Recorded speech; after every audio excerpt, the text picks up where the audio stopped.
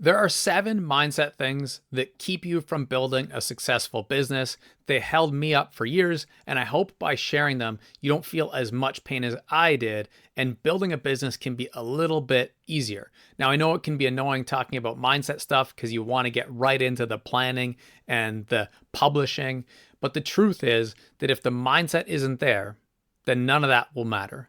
Think of it like the foundation to the house or the skyscraper that you build on top of the mindset. The other thing that's fun about the mindset stuff is once you establish it, you can kind of keep it forever.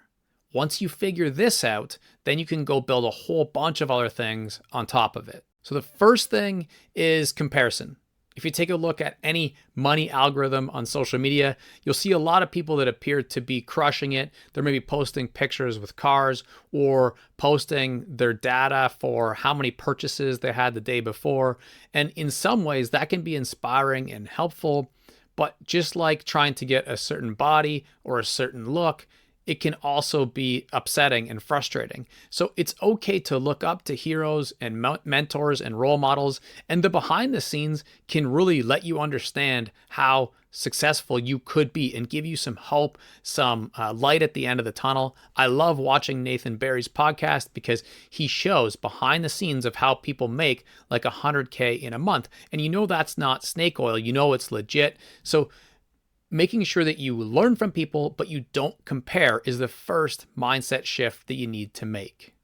Now, the second one is where I might lose some people, and it's impatience. It's just a matter of fact that this is not a get-rich-quick scheme. One of the things that I struggled with when I was first starting was like wanting to pull all-nighters and just get everything back in one day. But that would be like going to the gym and trying to squat 500 pounds for the first time in a few years. I won't be able to walk for a month if I even make it through it. Or trying to run a marathon on your first day running, it just does not work. So we have to be a little bit of a patient panda when it comes to deciding that we're going to build a successful business. We know we will, but it might take a little while, and that's okay. There will be challenges, there will be ups and downs that you have to battle through. I'm building this all in public, but I would love for you to leave a comment, DM me. Let me know what some of those challenges and questions are that you have, and let me know what you're starting to build at any point in this journey so that I can support your own work. Oversimplifying is another one that gets in our way. And this one probably pained me the most because I would go looking for the next book, the next course, the next video that I could watch that would tell me exactly what to do. But the truth is, there's no one playbook. And I promise you, for free, that this playlist is going to be the closest thing to that playbook. But you'll see over the next few episodes, you have to figure a lot of this stuff out for yourself. And once you start building, it doesn't matter if you've been in the game for 25, 30, 40 years.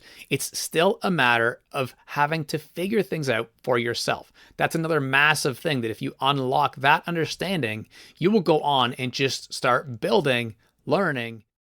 Hacking is another one that gets in the way. Looking for tricks, tips, shortcuts, hacks that will just give you the key to unlock all of your success. And this one's even scarier in today's day and age because you can't just go ask other people all the time. And so people probably spend a lot of time trying to use AI for this, that they'll end up in this like black hole of looking for advice. What is the one secret that will help me build my business? Asking AI, ChatGPT, to help you take that next step, when in reality, the truth is there aren't shortcuts, hacks, or tips beyond the instructions in this playlist.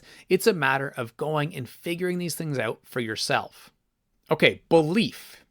That's another one that gets in the way. Hopefully, it'll become one of your biggest strengths, but at first, it's definitely most of our biggest weaknesses.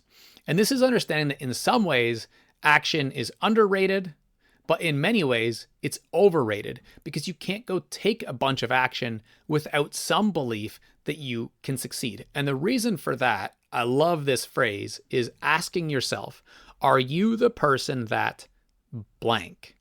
And that blank is whatever you're trying to achieve. So are you the person that can write and publish a book? Are you the person that can build a creator education company to $100,000 a month? Are you the person that can publish your first album of songs or poetry or painting? are you that person? One of the things that I still really struggle with is this idea of guessing. I want to think that I have the right answer. I know what to write about. I know what to create as a product or service. And so I just make it. One of the worst things we all do in the beginning is build out an online course or build an entire podcast or write a book or create a long thread without knowing that it's actually going to serve people. Instead, what you want to do is commit to consistency, create very quickly, but also become a scientist. Don't just ship it and then ghost. You want to look at what you're making and look for positive signals in the marketplace. So if you start posting about wanting to teach people how to sing or how to knit or how to do jujitsu, it doesn't matter what it is, but things that you can teach, you start showing up, you start bringing value to the marketplace, and you look for positive signals. Do people engage with your posts? Do they like them? Do they share them with people? Are they commenting? Are they asking follow-up questions? Does it lead to DMs and more conversations? Or does it start to slow down? When you're comparing different ideas, in my case, I compare podcasting, writing, business, filmmaking, parenting. Over the years, I've posted about probably 10 different things. But every time that I show up to talk about podcasting, business, or writing, people tend to want to hear more. They have questions. I'll get DMs asking for help. And those are positive signals. And then the biggest ones are that your social accounts are starting to grow because people want to follow for what you are creating. Or, most importantly to me, they'll just say thank you for sharing and building what you're building because it helped them. Now, these 7 things all go away with a combination of a focus on the mindset shift and the fundamentals of business that we'll talk about in the next few episodes. But first, what does success look like to you? Think in terms of 1 year, 5 years, and 10 years.